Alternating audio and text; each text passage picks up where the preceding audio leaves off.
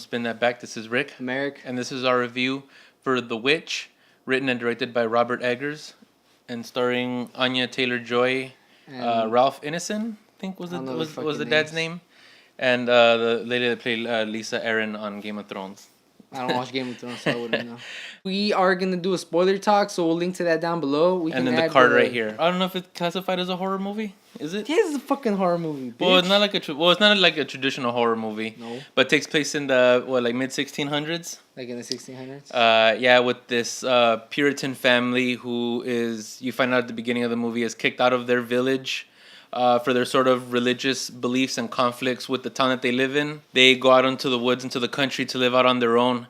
And all these supernatural occurrings start happening, and that's pretty much the jumping off point of the movie. I thought it was fucking amazing. Like, I really, this one actually surprised me. It's not your traditional horror film. This is a lot different. It's more in the atmosphere than anything. It just kind of, you feel like a presence the entire time that you're watching the film. I think more than anything, it just felt very authentic. Because there's a bunch of times when I couldn't really understand. Like, it was kind of hard to understand. The way dialogue is, really authentic. Yeah, and it feels real. Like, it doesn't really feel like a script. It feels like this is some real shit, how people would have, gone about their conversations and kind of discussed things the way that they did. It does make the movie feel a lot more believable, I guess. Yeah, it makes it feel, it does feel like it is from that time, that you're experiencing it from a point of view of someone who lived through, the 1600s. I'm, really torn on this movie.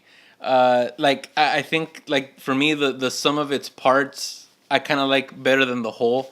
Like he said, the acting is really good. I think just all around, even from the kids, the parents, and especially this girl, Anya Taylor-Joy, who plays Thomason, the daughter? The oldest daughter. Yeah, she's probably going to be get a lot more attention after this movie. I do like that it's a horror movie, but not in the traditional sense. It doesn't rely on jump scares.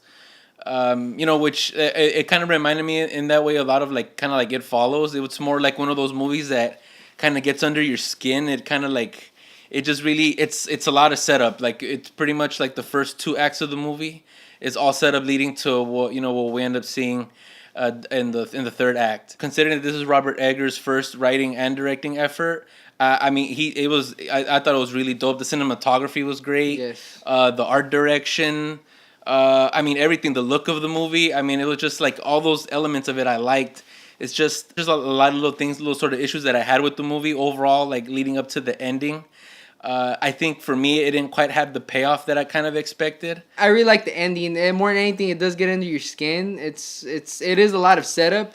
I know how a lot of people would have an issue with it being a lot of setup, because I know most of the film really is that. Yeah. And you don't really get much until the very last, maybe 20 minutes of the film. Yeah, I would recommend it. And really, if you're more into those, Ouija shit that, and those kind of movies, this is not going to be... This isn't the fucking Conjuring. The Conjuring was good, No, though. The Conjuring was good, but this is a completely different film.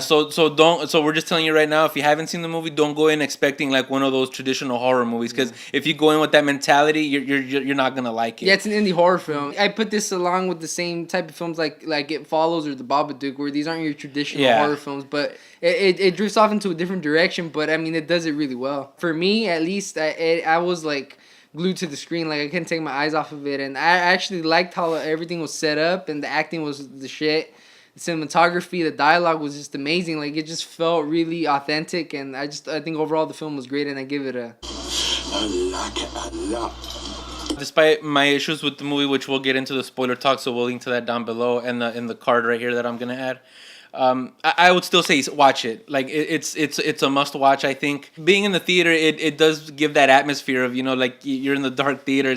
It adds to the ambiance of the movie. If you could catch it, for $5 or whatever, in the afternoon, I would definitely recommend watching it and kind of watching it and judging for yourself what you think of it. It still is an experience, a really well crafted movie.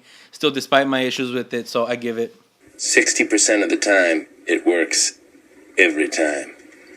That doesn't make sense. So let us know what you think. I have a feeling this is going to be a really divisive movie. People are going to like it or they're going to hate it. Let us know your thoughts. And like he said, we'll link down below to our spoiler talk so you can come back and join us then. So hit the thumbs up button, share, subscribe, and we'll catch you on the next one. Devils used to be gods, angels that fell from the top. There's no diversity because we're burning in the melting pot.